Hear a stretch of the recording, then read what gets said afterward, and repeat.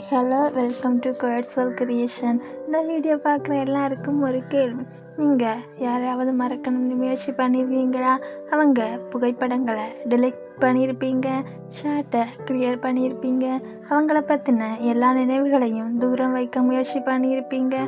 ஆனால் ஒரு பாடல், ஒரு இடம், ஒரு வாசனை அல்லது ஒரு சாதாரண மழை போதும், மனம் மறுபடியும் அவங்க கிட்ட போயிடும். ஏன்?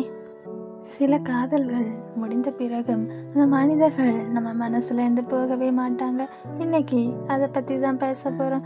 ஒருத்தங்களை மறக்க முடியலைன்னா அது அவங்க இன்னும் நம்ம வாழ்க்கையில் இருக்காங்கன்னு அர்த்தம் இல்லை. அவர்கள் ஒரு காலத்தில் நம்ம வாழ்க்கையின் ஒரு பகுதியாக இருந்தாங்கன்னு அர்த்தம்.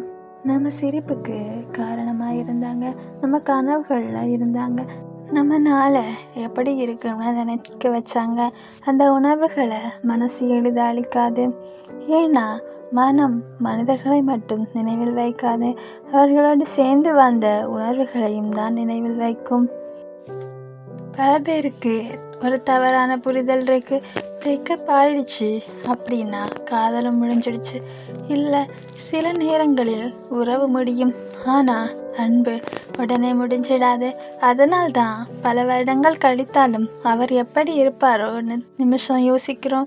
அது பலவீனம் இல்லை, நினைவுகளுக்கு நேரம் தெரியாது.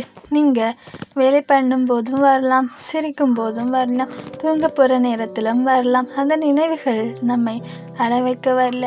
ஒரு காலத்தில் நீங்கள் உண்மையாக நேசிச்சிங்கன்னு ஞாபகப்படுத்த தான் வரும்.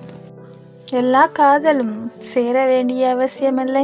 சில காதல்கள் நம்ம வாழ்க்கைக்கு வர்றது நம்மோட வாழ்க்கையை முழுசாக மாற்றுறதுக்காக, சேர்ந்து வாழ்வதற்காக இல்லை. சில மனிதர்கள் ஒரு பாடமாக வருவாங்க, சிலர் ஒரு நினைவாக மாறுவாங்க.